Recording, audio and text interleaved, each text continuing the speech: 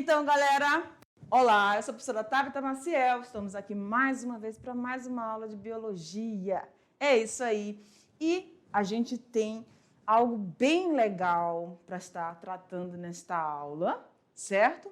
Nós com esse cenário maravilhoso, né, gente? Olha só, a gente tem que dar uma visualizada aqui. Ok. E nós vamos, então, estar trabalhando, reforçando um pouquinho mais, aprofundando um pouquinho mais de todas as informações que a gente vai ter dentro do conteúdo do primeiro ano da mediação tecnológica. Certinho? Então, vamos lá para a gente ver o que a gente tem para essa aula de hoje. Vamos lá. Então, na aula 7.1, que é esta aula, nós vamos estar falando sobre a origem, das origens até o dia de hoje. Então, nós vamos falar sobre os primeiros seres vivos, as bactérias. Vamos falar sobre a teoria da simbiose. E também vamos estar falando sobre a origem dos vírus, tá? O que é descrito em relação ao surgimento destes vírus. Vamos lá, então? Em relação à nossa habilidade da aula de hoje, reconhecer a célula como a unidade morfológica do ser vivo, entendendo sobre sua estrutura, seu funcionamento e o papel biológico desses seres vivos. Ok, prof, agora aqui para mim.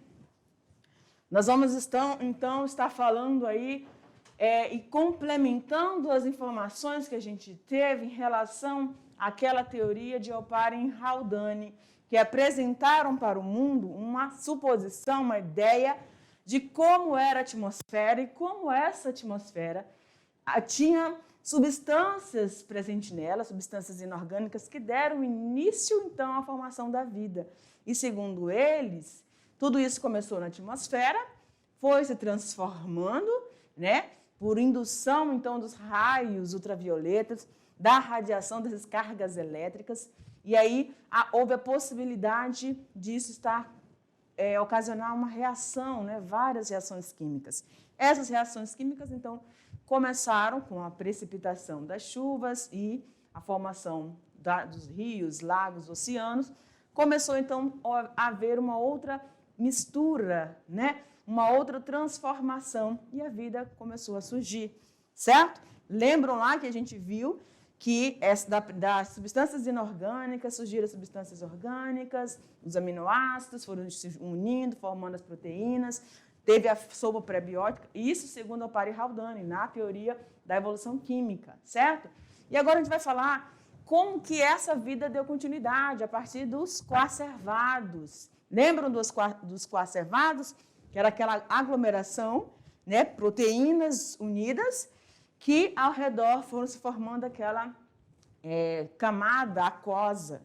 E essa camada aquosa deu, né, segundo alguns cientistas, pode ter dado início, então, ao surgimento das membranas plasmáticas e daí surgiram os primeiros seres vivos, que nesta aula a gente vai estar falando justamente deles, desses organismos, né, muito simples, que são as bactérias. Vamos dar uma olhada lá?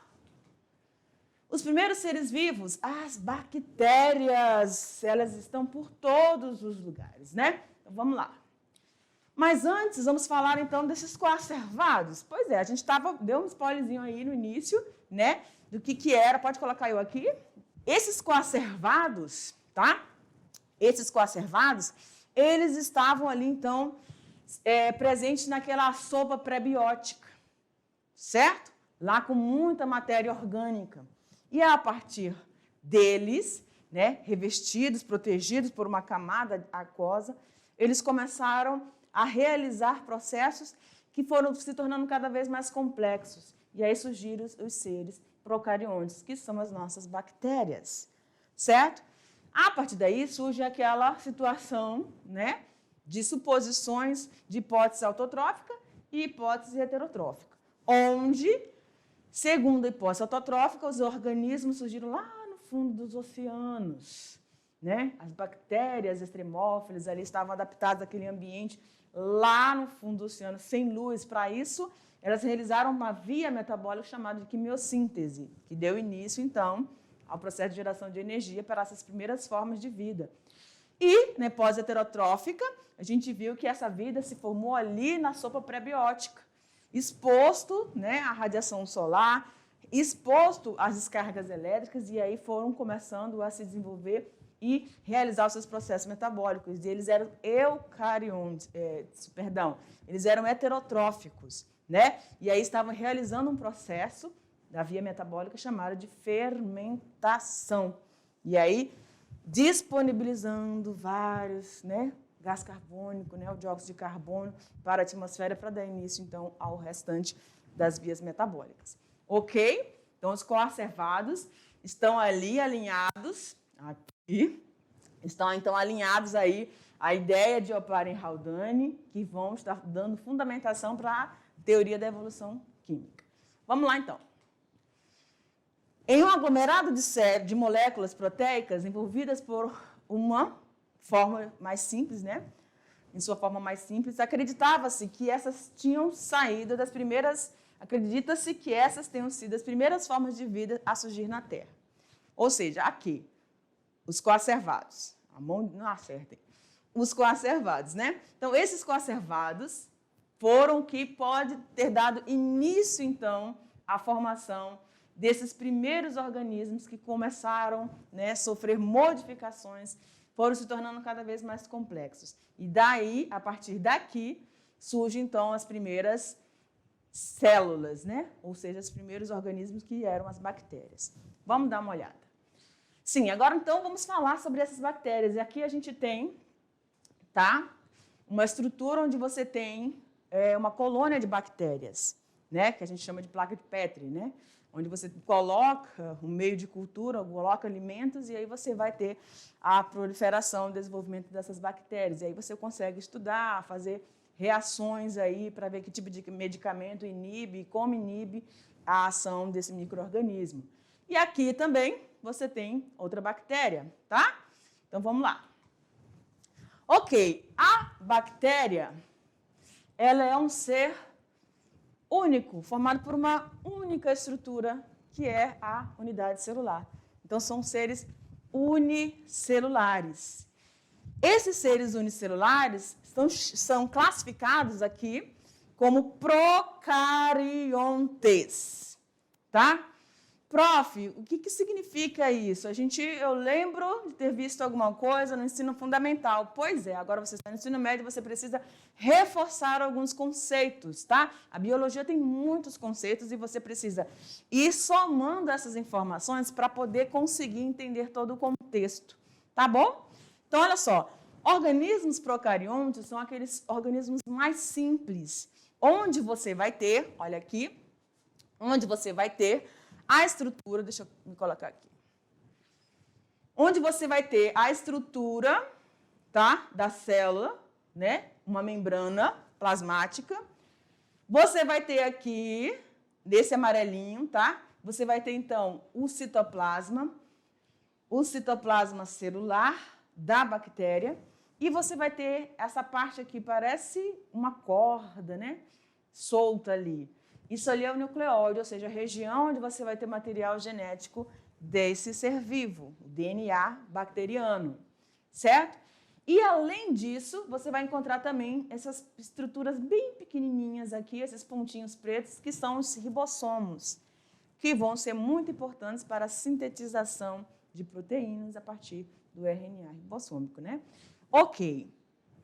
Gente, então, esses organismos muito simples, o que a gente consegue observar aqui? Que esse nucleóide, essa região onde tem material genético, não está protegida por nada. Então, os organismos procariontes, eles são desprovidos de uma estrutura que proteja ou abrigue o material genético, certo? É isso que identifica um procarionte. Uma célula procarionte, no caso, os organismos procariontes, que são as bactérias, que eles são unicelulares. Então, você só vai ter essa estrutura, que é a membrana, tá? A membrana plasmática. E essa membrana plasmática, nas bactérias, é formada por uma constituição chamada peptídeo glicano, né? E você vai ter a membrana, a parede, né? Você vai ter a membrana e você vai ter, então, o citoplasma. O nucleóide, onde você vai ter a região, né, é só uma região onde você vai ter material genético, e você vai ter os ribossomos também, certo? o núcleo é inexistente nas células procariontes. É o que identifica, então, esse ser. Tá bom? A estrutura celular dela, né? Aqui a gente tem, tá? Uma foto, né? Na verdade, uma foto através de uma microscopia eletrônica de varredura, ou seja, é uma super, ultra, hiper foto, tá? De uma bactéria que foi registrada. Essa bactéria foi identificada pelos pesquisadores lá da Universidade da Califórnia, tá? E ela tem apenas 0,09 micrômetros. Ela é infimamente, né, minúscula, tá? E o interessante é que eles estavam fazendo um trabalho, né, nessa universidade, em 2015, está aqui, e acabaram descobrindo, sem querer, essa bactéria. Ou seja, quando a gente fala em microscopia, a gente está falando de bactérias, seres eucariontes, a gente está falando de seres realmente microscópicos. Mas as bactérias que nós conhecemos, a maioria delas você consegue observar com microscopia óptica, tá? Só que esse exemplar aqui, como é muito pequenininho, tá? Ele só pode ser observado com microscopia eletrônica de varredura, ou seja, ele vai passar um mapeamento mesmo para poder identificar e visualizar e trazer essa imagem para a gente. Então, eles são micro-organismos, tá? E que estão presentes em praticamente todos os ambientes que você imaginar. Seguindo. Então, aí nós temos as células procariontes. Essas células procariontes, as bactérias, elas podem encontrar, tá? Podem ser encontradas com essa estrutura de locomoção, os flagelos, e também esses pelinhos que ajudam no deslocamento desse micro-organismo dentro do meio, né, onde ele está presente. Continuando. As células procarióticas apresentam uma estrutura muito simples, né? Tendo poucos orgânulos, pode me tirar aí? Tendo poucos orgânulos e caracterizando-se pela ausência do núcleo organizado, tá? Então, mais uma vez, a gente vai observar aqui a estrutura da bactéria com uma parede, com uma membrana plasmática, o citoplasma, os ribossomos e o material genético. Nem todas as bactérias vão encontrar essa estrutura de locomoção, que são esses longos fios, né? Que são chamados de flagelos para ajudar na locomoção. Alguns não vão precisar dessa estrutura de locomoção, tá bom? Seguindo, nós vamos então falar sobre a teoria simbiose ou da endossimbiose. O que seria essa teoria da endossimbiose? Olha aqui para mim. Essa teoria da endossimbiose, ela vai tentar explicar algum evento que aconteceu, tá? Em relação a essas primeiras células, as primeiras unidades celulares. A gente está falando de quem, gente? Das bactérias, correto? Que é um ser unicelular procarionte, correto? Então, o que foi que aconteceu para que houvesse uma diferenciação entre uma célula procariótica e uma célula eucariótica? E a gente vai estar falando disso, tá? Então, vamos lá para a nossa imagem? Ok. Aqui você vai ter, tá? Aqui você tem um ser procarionte, certinho? Esse ser procarionte, essa bactéria que estava naquele ambiente, naquela sopa prebiótica, com o passar do tempo, ela foi sofrendo transformações, né? Foi realizando as suas atividades metabólicas normais. O que aconteceu? Um belo dia, essa bactéria, ela englobou um outro ser procarionte também. Só que esse ser era de vida livre e aeróbico. Lembram que a gente falou sobre os seres aeróbicos? São aqueles que vão utilizar oxigênio, vão conseguir viver no ambiente com a presença do oxigênio. Então, você tem aqui, ó, esse organismo procarionte sendo englobado por essa bactéria aqui, tá? O que acabou acontecendo? Como ele era um ser eucarionte, era um ser vivo. Ele realizava processo metabólico e gerava energia, ou seja, ele realizava o processo de respiração celular e conseguia, então, fazer o processo metabólico, gerando energia para esse ser. Ao entrar aí, simbiose com esse outro organismo procarionte, o que acabou acontecendo, evolutivamente falando? Ele conseguiu conviver dentro desse ser, tá? Estamos falando de dois seres procariontes, perdão, E eles dois conseguiram coabitar juntos, conviver. Só que um estava beneficiando o outro. Esse ser aqui, que foi englobado por essa bactéria, produzia energia. Ao entrar nesse outro organismo, tá? Ele continuou produzindo energia, só que para ele e para esse outro ser. E, em contrapartida, ele teve um abrigo, uma proteção. Então, segundo a teoria da endossimbiose, esse organismo aqui procarionte, aeróbico, ele conseguiu conviver com esse ser e acabou se tornando uma estrutura, tá? Um componente celular dessa célula. E aí, a gente tem, então, tá? Evolutivamente falando, você vai ter aí várias invaginações formando aí os núcleos, as organelas, e aí você tem a mitocôndria se transformando, né, nessa organela. Então, a mitocôndria, segundo essa endossimbiose, era um procarionte de vida livre, aeróbico, que foi penetrou nesse ser procarionte, né, onde ele foi se alimentar, e acabou não se alimentando porque ele viu que tinha um benefício. Ela conseguia gerar energia. O que acabou acontecendo também aqui? Houve também, tá, uma situação que houve um englobamento de um ser procarionte fotossintetizante, está aqui, foi englobado também, e aí acabou também realizando a endossimbiose. E aí o que aconteceu? Dentro ele conseguiu ter abrigo e também produzir energia. Então começaram a coexistir, um dentro do outro, tá? Essas duas estruturas, gente, que foram englobadas, acabaram se transformando na célula animal, tá? Que aí é as mitocôndrias.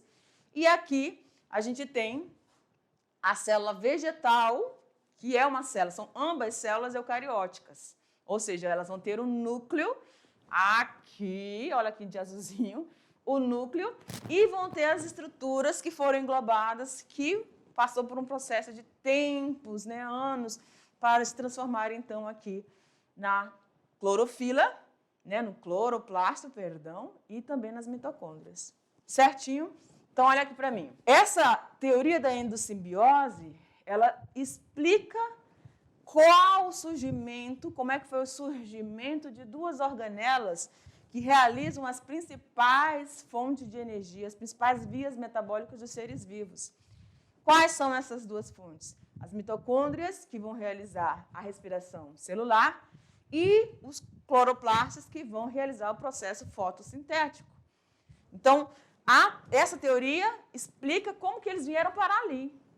E aí tem algumas evidências que comprovam, que dão fundamentação para essa teoria. Vamos dar uma olhada? Antes, a gente vai falar um pouquinho desses conceitos, né? Reforçar esses conceitos, porque aí é um tempinho legal para você dar uma olhada, fazer a sua anotação, tá? Então, a gente tem aí alguns conceitos importantes. São o conceito, primeiro, anaeróbio, tá? Que é aquele organismo que vive sem o oxigênio, na ausência do oxigênio. E aí temos os indivíduos aeróbios, tá? Que vivem na presença de oxigênio. Procarionte, a gente já falou, é aquele que tem uma única estrutura, né, uma única célula, e é muito simples, ele não tem material, né, nenhuma proteção em volta do material genético, no caso do DNA bacteriano, você só tem uma região chamada de nucleóide, certo? E os eucariontes, que são os organismos que vão, sim, possuir um envoltório protegendo o material genético, e aí você tem o núcleo, ou a carioteca, a membrana que envolve esse material genético nas células eucariontes. Ok? Anotou, registrou, não pode esquecer mais esses conceitos, tá, gente? Porque de vez ou outra eles vão estar aparecendo aí. Continuando. Então, falando ainda da teoria simbiose, da simbiose ou da endossimbiose, ela foi proposta por Lynn Margulis em 1981 e propõe o quê? Que os cloroplastos e as mitocôndrias das células eucariontes teriam surgido da simbiose de um procarionte. Lembram lá do esqueminha, né? Que passou a coexistir no interior de outro procarionte. Então, o organismo procarionte de vida livre, no caso das mitocôndrias, aeróbico, entrou, tá, dentro desse outro ser procarionte, e aí eles continuaram a existirem juntos. Ele não serviu de alimento, ele serviu para a produção de energia. E aí, em contrapartida, ele tinha o benefício de proteção, tá? Obtendo, assim, então, proteção e fornecendo energia. Lembra que a mitocôndria vai realizar a respiração celular e os cloroplastos vão estar dando, né, são uma via metabólica para o processo fotossintético. Essa relação simbiótica com efeito, tá, com benefício para ambos os indivíduos é chamada de mutualismo ou simbiose, né? Teria se perpetuado e essas bactérias teriam dado origem às atuais organelas denominadas mitocôndrias e os cloroplastos. Vamos lá. As mitocôndrias e os cloroplastos possuem seu próprio genoma e o seu material é capaz de se autoduplicar. Aqui, gente, presta atenção. A gente vai colocar aqui para vocês algumas dessas evidências que comprovam a teoria da endossimbiose ou simbiose, onde o genoma e o DNA dessas duas estruturas, as mitocôndrias e os cloroplastos, eles conseguem ter a duplicação. Ou seja, quando a gente fala, olha aqui para mim, quando a gente fala em duplicação, quer dizer que esse material genético se duplicou por um motivo. Isso vai acontecer no processo de reprodução. Se reproduz, a reprodução é uma característica dos seres vivos.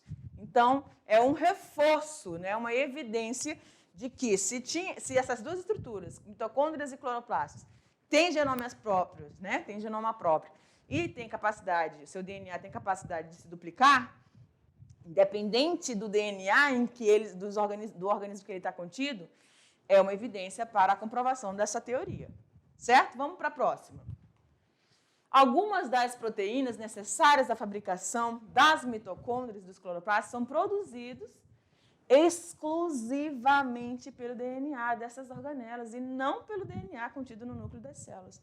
Essa é uma das evidências maiores, né? Por quê? Quando a gente está falando de proteína é a base, né, de todos os seres vivos. É a molécula orgânica mais abundante aí e que vai ter várias funções dentro do organismo. Então, as mitocôndrias e os cloroplastos conseguem sintetizar proteínas específicas. Então, é mais uma evidência de que a teoria é verdadeira. A terceira evidência, as mitocôndrias e os cloroplastos possuem sua própria maquinária, né, para a síntese de proteínas, sendo que a maquinária é muito similar àquela encontrada nos organismos procariontes.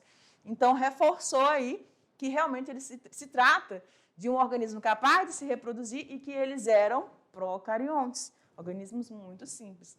Então, na escala evolutiva, os coacervados começaram a formar as primeiras células, os procariontes, as bactérias, e essas bactérias foram começando a sofrer alterações e se transformaram, né? Houve as invaginações se transformando nas células eucariontes, e nessas células eucariontes surgiu, então, através da endossimbiose, a organela mitocôndria e a organela cloroplasto, que conseguiu formar, então, essas duas células eucarióticas, que é a célula animal e a célula vegetal. Tranquilo? Deu para conseguir chegar aí, né? Vamos lá, então. Certos antibióticos que inibem a síntese proteica em bactérias também o fazem nas mitocôndrias e cloroplastos de organismos eucariontes, evidenciando, então, a sua similaridade. Então, olha só. Quando a gente quer tratar alguma doença causada por bactérias, a gente entra com antibióticos, certo? Cada antibiótico vai ter uma ação. Ou vai agir na parede, tirar essa proteção, né, da parede, da membrana dessa bactéria, para ele poder fazer o efeito e matar essa bactéria. Ou ele vai impedir que essa bactéria se duplique seu material genético. Enfim, ele vai tentar destruir e paralisar a ação da bactéria no organismo que ele está parasitando. Tá? Então, foi observado que quando você introduz, né, o antibiótico para uma dessas bactérias, há também essa alteração nas mitocôndrias e também nos cloroplastos, evidenciando ainda mais, então, essa questão dessa similaridade, tá, da teoria endossimbiótica. Vamos lá? Aí a gente tem, então, as nossas células. Coloca eu aqui no meio. Deixa eu colocar aqui no meio. Pronto. Então, aqui você tem, tá? Uma célula animal e a célula vegetal.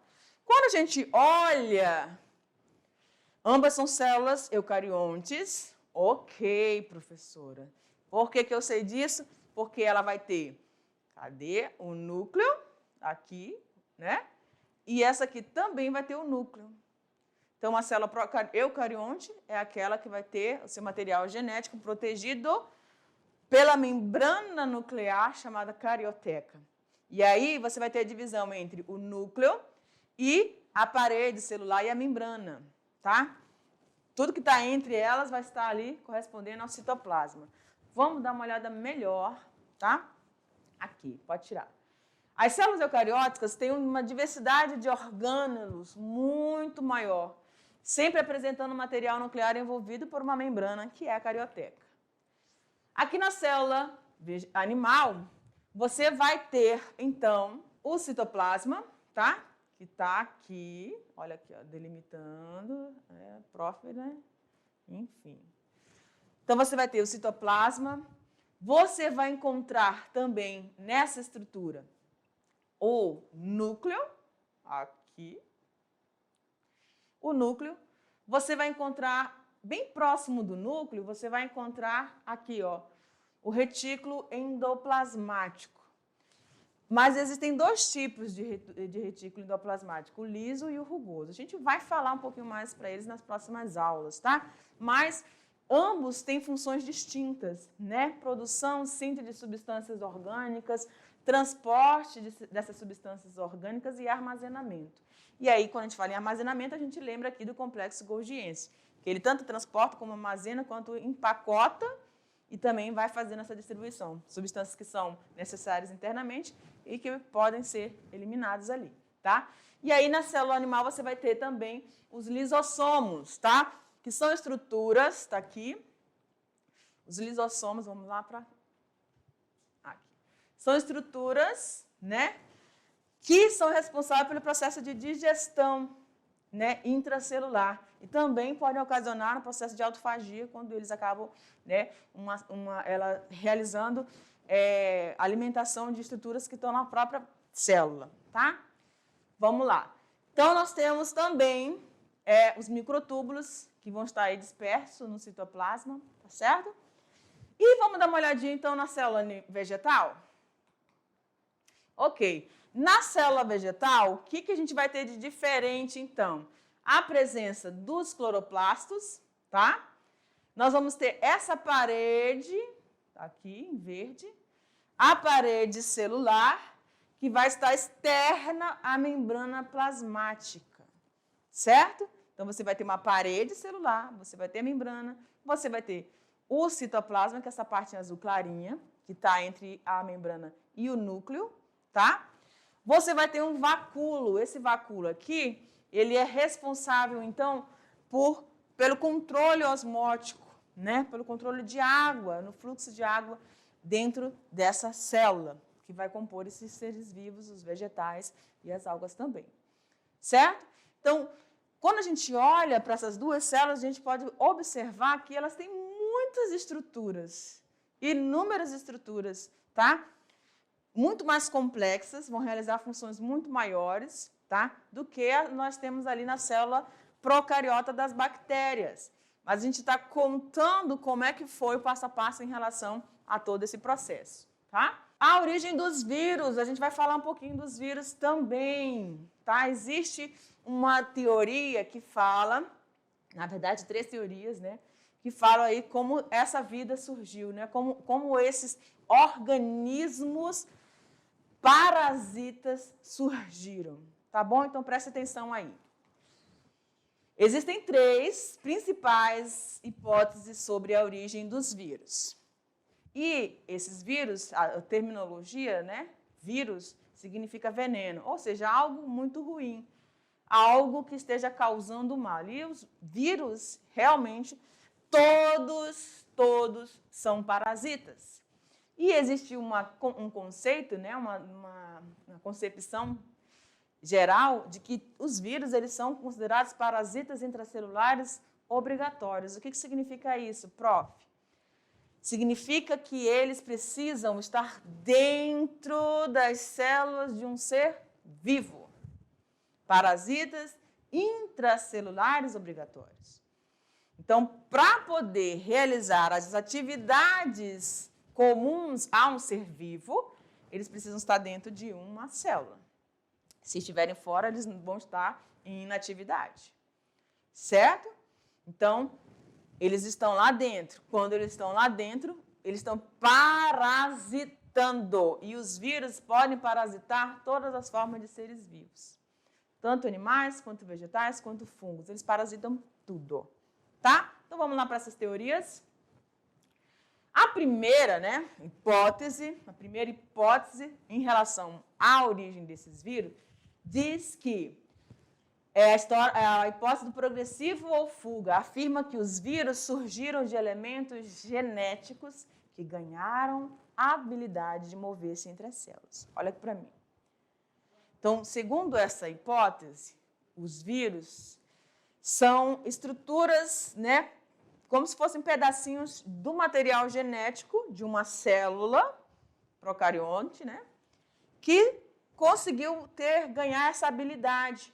E aí ele saiu dessa célula, a partir desse material genético, e conseguiu penetrar em outras células, tá? E aí foi ganhando essa mobilidade, foi ganhando, foi evoluindo e conseguindo parasitar outras células. Mas, segundo essa teoria, do progressivo fuga, diz que eles surgiram, então, dessa fragmentação, desse pedacinho, de uma estrutura do material genético de um ser. Ok. E a segunda, prof? Vamos lá. A hipótese regressiva ou redução. O próprio nome vai dar aí uma dica, Afirma que os vírus são restos de organismos celulares. Então, peraí. A primeira diz que eles eram pedaços do material genético de um ser vivo. Essa segunda diz, que é de redução, diz que ele é resto de um organismo, ou seja, um todo, Ele é uma parte de um organismo, tá? E não só do seu material genético, certo? E, por último, nós temos a hipótese de vírus primeiro.